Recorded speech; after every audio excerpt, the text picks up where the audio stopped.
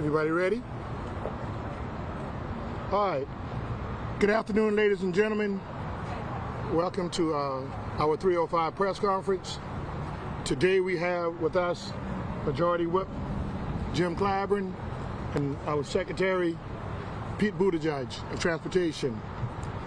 We just left out a meeting a few minutes ago over in the COG building, talk about LCRT, and it's a great pleasure for these gentlemen to come and explain, talk to you all about what the future holds and what they're planning and working in cooperation and spirit of unity. So at this time, I'm going to turn it over to Majority Whip Jim Clyburn. Thank you very much, Chairman Pryor, and thanks to all of the elected leaders who are here today for this tremendous presentation. As many of you know, the Low Country has been a part of me ever since I graduated college. And I listened earlier to, I guess it was Mayor Summey, talking about the competition that existed in these three counties. I remember when the competition was pretty significant between Charleston and North Charleston. And so I know what has been accomplished here today, bringing all these groups together. This is monumental. And for the presentation that we just heard to be made to Secretary Buttigieg is exactly what I think we need in order to move this project along. Secretary Buttigieg is providing significant, beneficial leadership, trying to implement a bucket of money that is as significant as anything, in fact, more significant than anything we've had since Dwight Eisenhower's interstate highway project. This is the biggest investment this country has made in infrastructure. And we here in South Carolina's Low Country need to be a part of getting our share of that investment. And I think the presentation here today forms a good foundation upon which Secretary Buttigieg can build a platform to launch this project. With that, Secretary Buttigieg. Thanks very much. Thank you, buddy. Good afternoon. First of all, I want to thank Whip Clyburn for encouraging me to come here and see for myself the wonderful work that's going on here in the Low Country and in South Carolina, and of course for his role in helping to make this bipartisan infrastructure law possible, which, as he said, represents the most significant investment in our infrastructure since the Eisenhower years. And it's just so inspiring to see how those federal dollars are going to be put to work. I want to thank Chairman Pryor and the local leaders who are doing such great work on the ground, working across traditionally competitive lines, city limits and county lines and local state boundaries in order to get things done. I want to thank the Berkeley, Charleston, Dorchester Council of Governments, the South Carolina DOT that is on the cutting edge of some of this work, CARTA, who are doing things that matter so much to so many, and for sharing their vision with us today. Really great to be reunited with my friend Mayor Tecklenburg. Thank you so much for all the great leadership you're providing. The job of mayor has only gotten harder since I wore that title. I'm sure former Mayor Alvin Brown, my colleague now at DOT, will agree. It's only become more demanding, but also more rewarding than ever. So thanks to you, thanks to Mayor Summey for the leadership that you've been providing here. And we, having known what it's like to be a mayor knocking on the door of the DOT, we're doing everything we can to be user-friendly to local governments of all stripes, and to all of the local and state elected officials doing the hard work. We're just so thankful to be among you today. And I got to thank Charleston for lending the talents of your former city director of transportation, Keith Benjamin, who we duly stole and have in a vitally important leadership role at Federal Highway. So glad to be with you on your stomping grounds. There's so much good work happening in Charleston and in North Charleston, and it's motivating to see it firsthand, including the electric buses that we have here. Earlier today, we were seeing the ports and the record amounts of goods that are moving through those ports, as well as a vision for the future. And soon we'll be at the airport, where we are able to help with funding to modernize the terminal and the taxiway there. We've discussed the Low Line project, helping to convert old rail line into usable park and pathway, reconnecting neighborhoods that were divided by I-26, and helping to reduce the flooding that threatens communities. And so this summer we were proud to award dollars that are going to help with planning for that project. And we had a focus on the Low Country Rapid Transit Vision, a new way of getting between Charleston, North Charleston, and Somerville, where buses have dedicated lanes for much of the route and transit signal priority technology so that riders can move quickly and reliably with clean, primarily electric buses that will be available up to every 10 minutes most of the day. The type of the project that we're seeing is a driver of benefits to so many people. It brings benefits in terms of equity, connecting people in communities of color and low-income neighborhoods historically excluded from the best transportation opportunity, now included with access to jobs and opportunities across the region. It means more reliable and faster travel times for bus riders, which are so important whether you're trying to get to work or trying to get to loved ones, and only going to matter more as this fast-growing region continues its growth. It's going to reduce congestion on the roadways. It's going to be good for businesses that can engage new workers and find new customers. And it's going to improve quality of life at a scale that we can only achieve when we work together. It's going to take a lot of work, but that's part of the point too, because the work, literally the work that's going to have to be done, means job creation, and that also means chances to build generational wealth so that generations of small business owners and workers can own homes and provide for their next generation.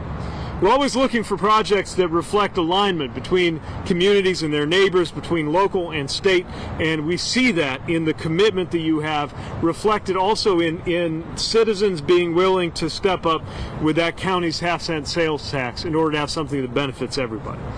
But we're not just here with encouragement and moral support. We are here with concrete financial support too. We're thrilled that in August our department formally approved Low Country Rapid Transit to enter the next step in the Capital Investment Grants Program, now in the final phase before moving on to full funding. So there's still a few more steps to get this over the finish line. There are always going to be challenges to resolve, but we will be your partner to get this done. And when we get there, which is our hope that we will, US DOT would be in a position to put up as much as $375 million to help deliver this new service.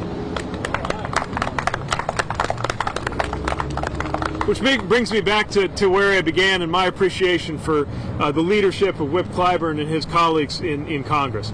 Because good projects across the community, across the country, we've seen them where the community has a good idea about what has to happen, but the federal funds weren't there yet. And this bipartisan infrastructure law, which the Whip was instrumental to, is bringing us, among other things, the biggest investment in public transit, not just since the Eisenhower administration, like on the roadside, the biggest investment in public transit ever in the history of the federal government, because we know how much it means. And that's alongside formula funds, where yesterday Secretary Hall is, I know, hard at work delivering on. We announced another $900 million in road and bridge funding coming by formula to South Carolina alone for this year. Better transportation doesn't have to be a partisan issue. And while Whip Clyburn was the only member of South Carolina's House to vote for the bipartisan infrastructure law, I do want to note that Senator Lindsey Graham also crossed party lines to vote for it. And we thank those leaders who worked in a bipartisan fashion in Washington, as well as the local and state leaders who have moved Low Country Rapid Transit forward. So this is coming at a season of great progress. As a matter of fact, I'm sure the Whip would agree, this legislative session of Congress will go down in history as one of the most productive in modern times. Not only with this game-changing infrastructure legislation, but the most significant investment to fight the climate crisis passed by any legislature in any country ever. Law to reduce the cost of prescription drugs and health insurance, and importantly to finally get veterans the health care they need, something I was reminded of as we passed all those Greytail C-17s at the airport, one of which I'm pretty sure is the one that brought me on that first leg of the journey home out of Afghanistan. So we are just thrilled to be here celebrating this work together, learning about the vision going forward, and recommitting ourselves to the support on the road ahead. And with that, with quarterbacking from my colleague Alexander, I think we have time for a couple of media questions from the podium.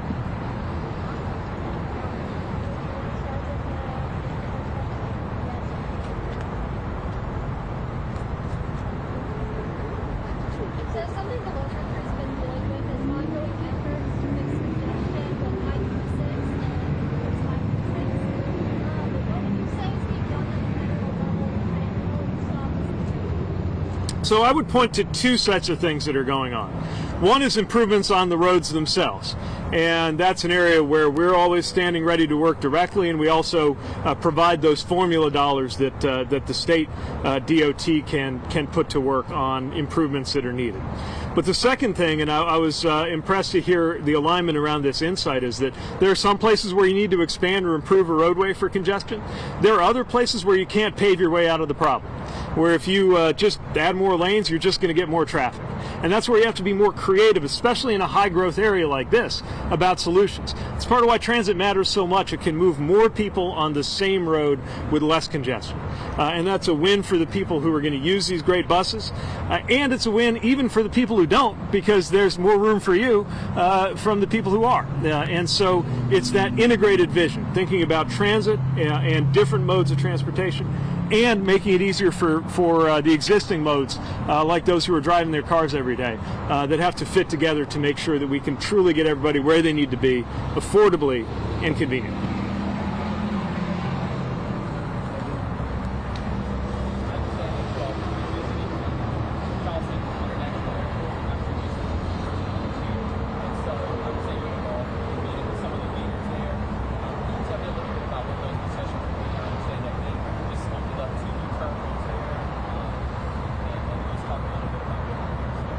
Yeah, you know, one thing we're seeing more and more is that airports are economic engines for communities and for entire regions. And the growth that you see in the Low Country and in this state is certainly going to require added capacity and capability at the airport. One of the many great things about that bipartisan infrastructure law is an extraordinary level of funding on everything from the sort of what I would call the back of the house, the aprons, the air traffic control systems, that sort of thing, to an airport terminal program to support the things that passengers see every day. And sometimes the need is for a new gate. Sometimes it's more space for those security checkpoints so they can move more efficiently. Sometimes it's baggage handling. Sometimes it's the real basics like new bathrooms. Depends on the particular airport, and I know that the airport leadership will be ready to brief us on what their vision is and their needs so that we can discuss how we might be able to help. Anything you want to add?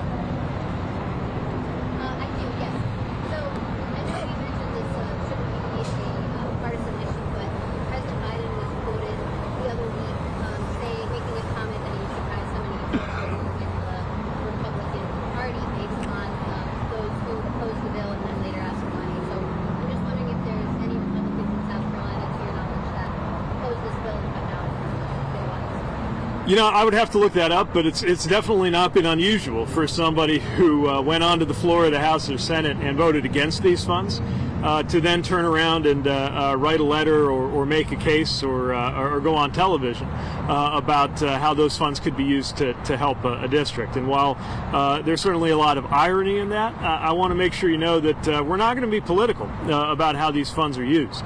We're not going to punish constituents because their leaders voted against this funding. We're going to make sure the funding goes where it's needed most. Because the reality is, despite the way things sometimes play out on Capitol Hill, you know, there's nothing Republican or Democrat about the port or the airport or about the roads or the bridges. And indeed, I'm especially encouraged when I see people working across party lines to get stuff done. And if somebody becomes a convert on the wisdom of this infrastructure legislation and shows it by championing doing something that we're funding with those dollars, I would call that in policy terms the sincerest form of flattery, and we're happy to see that evolution on people's part. All right. Thanks a lot for joining us once again. Thanks very much.